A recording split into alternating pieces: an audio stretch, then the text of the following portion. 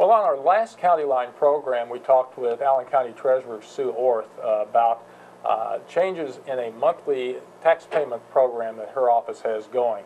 And we thought we'd talk a little more in depth about it in this edition of County Line, and also give you some step-by-step instructions on how you can participate in this plan. With us is Bill Royce. Bill is the Deputy Treasurer in Sue Orth's office. Okay, well, Bill's going to take us through step-by-step, and as he's describing it, you're going to be seeing it on the screen. So, Bill, let's go ahead and start.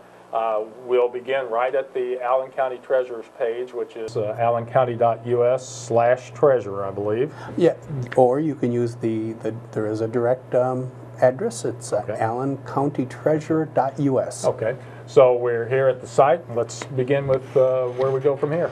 Okay, once you're at the Allen County Treasurer's website, there is a link that says Monthly Pay Plan.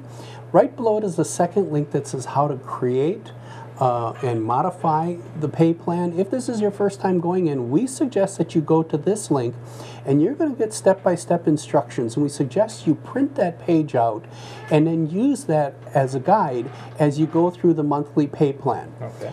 A couple bits of information you'll need to get started is, of course, you need to know your bank, the bank's routing number, and the account number that you're going to want the money to come out of, whether that is from a checking account or a savings account. So make sure and have that on hand before you really get started. Yes, yes.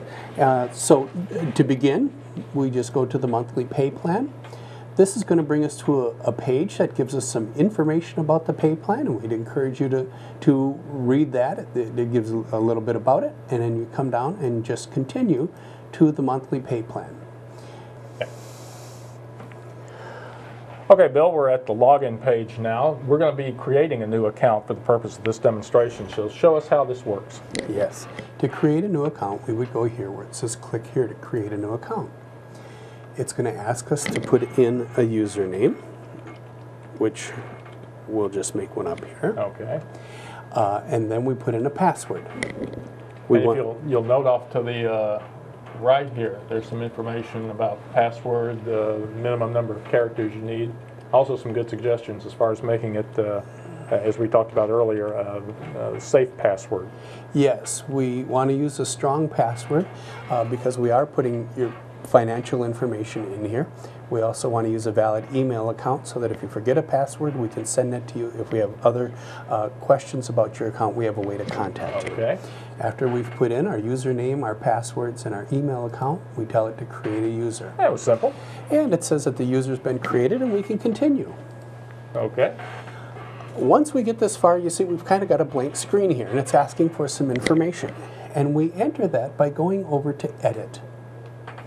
And we can now begin to put in... We're going to make this just a little bit bigger, hopefully, for folks. So there we go. Terrific. And the information that it's asking for. And I'm going to go ahead and just use my name here.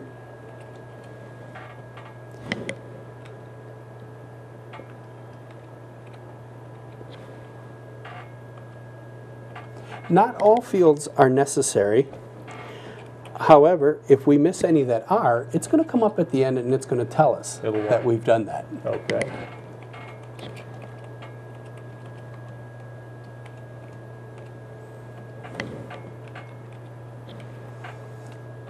This was the information I was talking about earlier that we need to have on hand, and that is we need to know our bank name.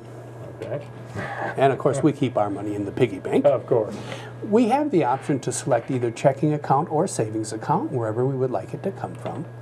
We would then put in the bank's routing number.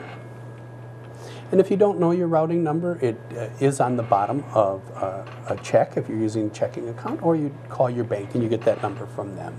Okay. And then your account number. And once again, it's going to ask for...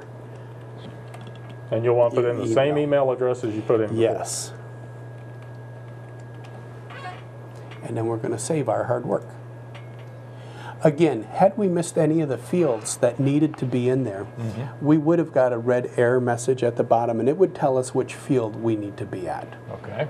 Okay, we've put in our personal information and our financial information, but now we need to add a property. We need to know what are we going to pay on. Okay. And so we'll go down and we'll just click on Add Property. Now, there are 3 boxes or criteria that we can use to look up and put in what property we want to know. A last name, an address, or a PIN number. Okay. You only want to use one of the 3 boxes. Gotcha. If you try to fill all 3 of them in, you'll get an error message. It does not work that way. It only wants one of the 3 boxes. Of course, if you know your PIN number of your property, and I don't know that everybody has that long number memorized, that would be the easiest way to find it. But Where would they get the PIN number? the PIN number is located on the top of your tax bill. Okay. Yeah, it would be on a property record card if you got that from the assessor. It might be on a copy of the deed. So there's a number of places that you can get it. We're going to search for my property. We're just going to use my last name. And you'll see now a list of properties come up that have that same letter combination.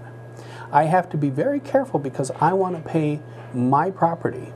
And so I have to be very careful about which one I select. Right. And we're going to move those out of the way so we don't see everybody else's property. Excellent. Because if I don't select the right one, I may wind up paying on somebody else's property, and I really don't want to do that. Now, by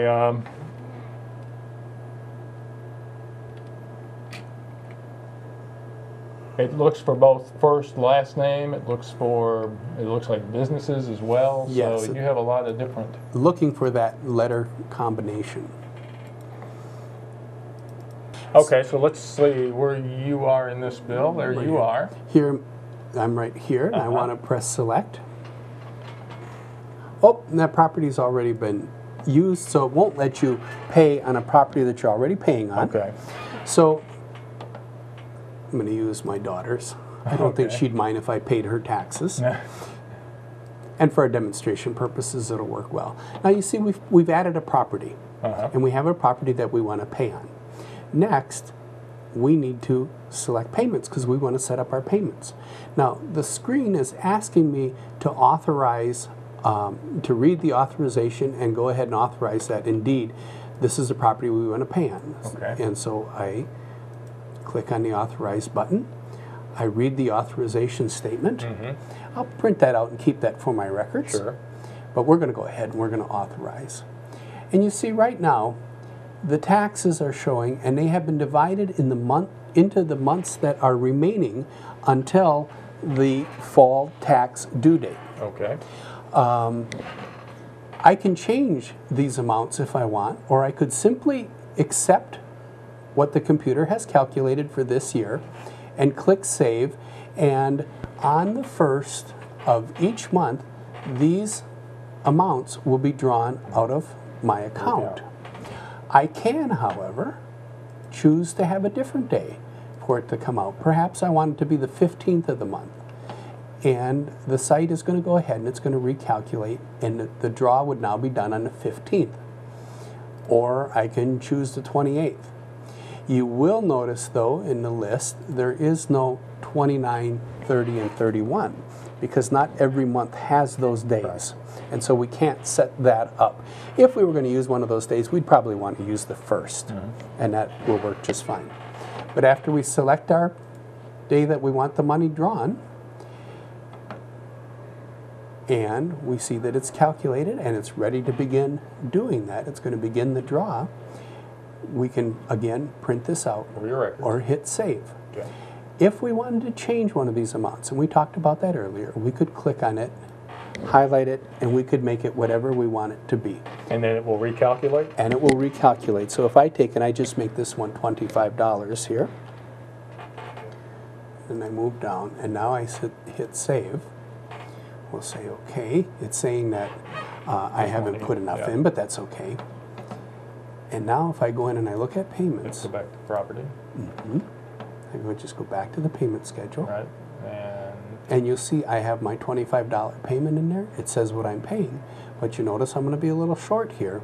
So I would need to make that difference up on another day to avoid penalties. So it will not recalculate the difference for you. Right, it will but not. But it shows you, if you look at the top and the bottom, you can see what the difference is, and then you have to figure that out and do it yourself. Yes, absolutely. So if you make a change, you do definitely want to change another to make up that difference. So again, that we're not short. We don't want penalty. We don't want to be in that situation. we want to have our taxes paid, we'd figure out the difference and we would change that. Okay. We'll just assume, for the sake of our discussion, that I changed that. Everything is set up. I'm all ready to go. There is nothing more that I need to do other than to log out.